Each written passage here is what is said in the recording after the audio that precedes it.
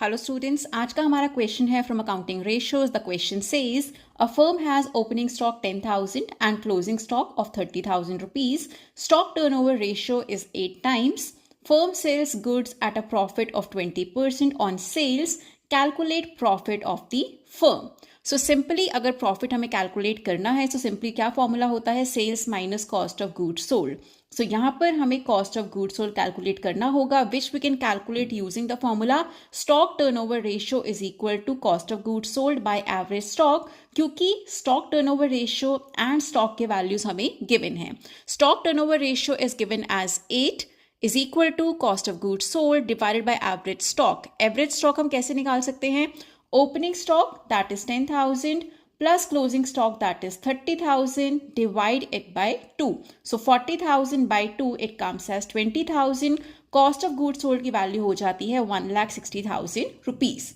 Now we have to calculate sales. अब यहाँ पर हमें gross profit ratio given है which is 20% on sales. So ऐसे केस में हम क्या करते हैं, simply you can take cost of goods sold into 100 by 100 minus gross profit percentage जो भी आपको given है. So that is given as 20 here. So we have 1,60,000 into 100 by 80. So sales आपका आ जाता है 2 lakh rupees. Now sales is 2 lakh and COGS is 1,60,000. Profit comes out to be 40,000 rupees.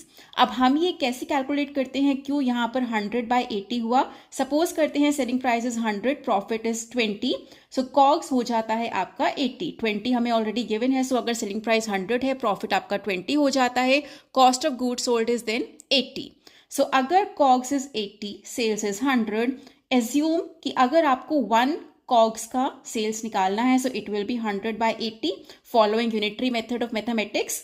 If cost of goods sold is 1,60,000, तो आप क्या करेंगे, sales is equal to 100 by 80, that is sales when COGS is 1 into 1,60,000. Same method we have applied here also.